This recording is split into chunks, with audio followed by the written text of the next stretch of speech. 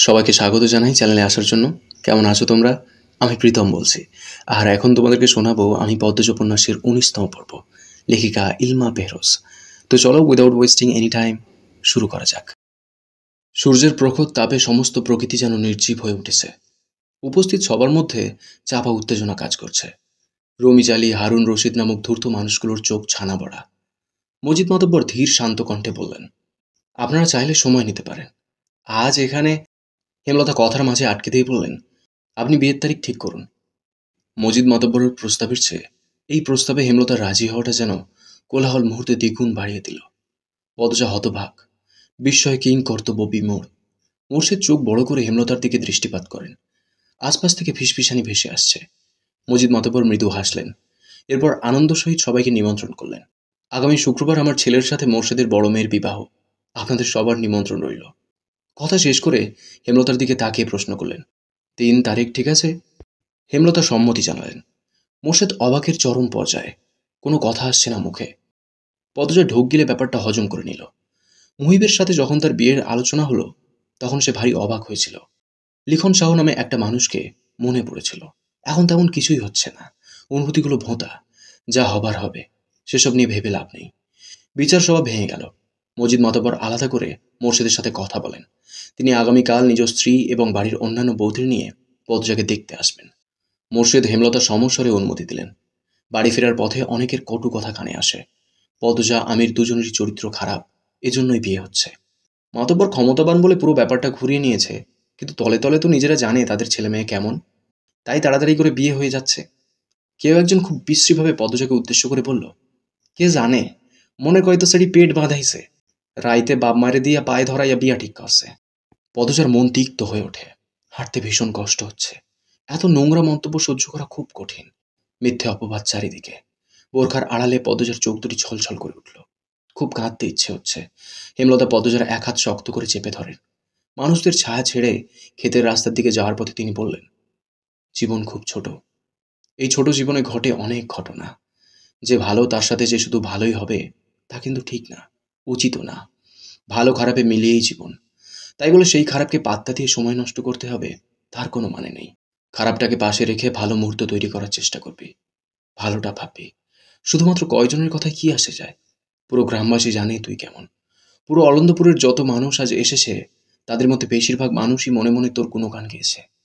তারা মনে মনে বিশ্বাস করে তুই নির্দোষ, কিন্তু চুপ ছিল।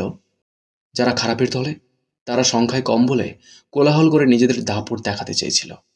সবার অগোচরে বোঝাতে চেয়েছিল আমরা অনেকজন, কিন্তু পারেনি। কোলাহল কোনো কিছুর সমাধান নয়।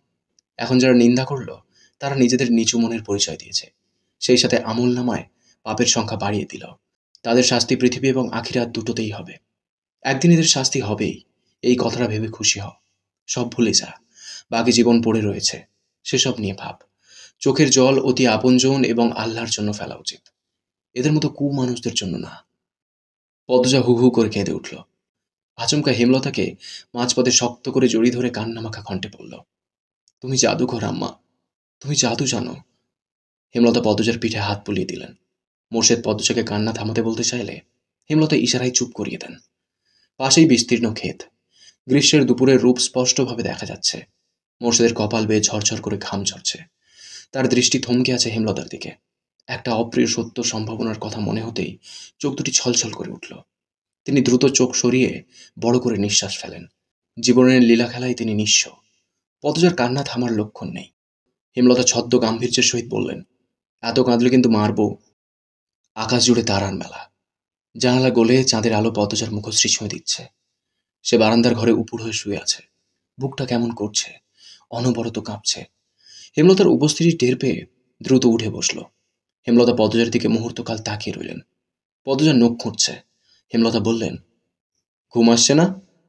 পদজা মাথা দুই পাশে নাড়াল। হেমলতা আর কিচ্ছু বললেন না।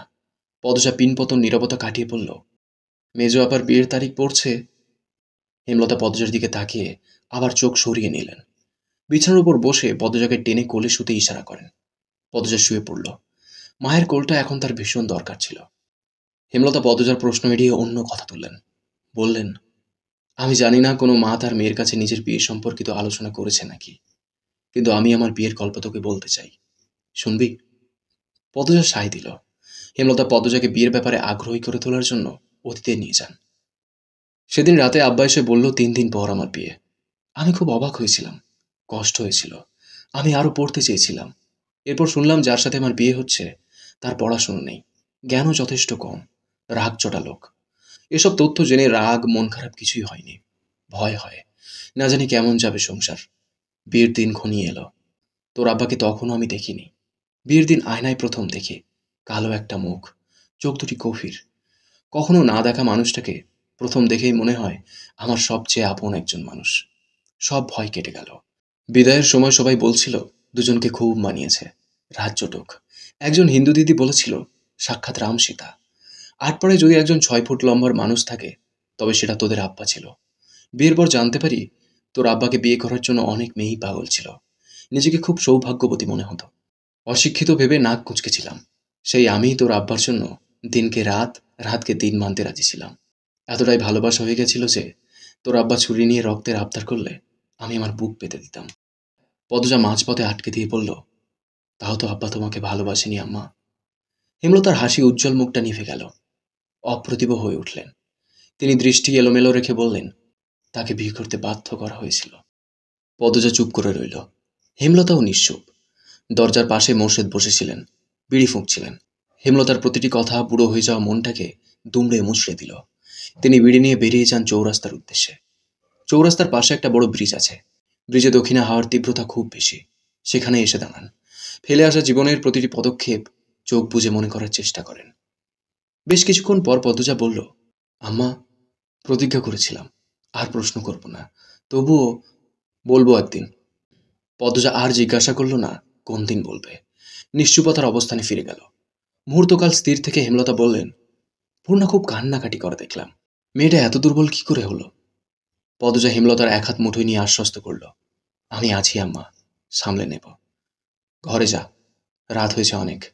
পদজা উঠে বসল। ওড়নাটা ভালো করে টেনে নিয়ে জুতা পরল। বেরিয়ে যাওয়ার জন্য পা বাড়ালো।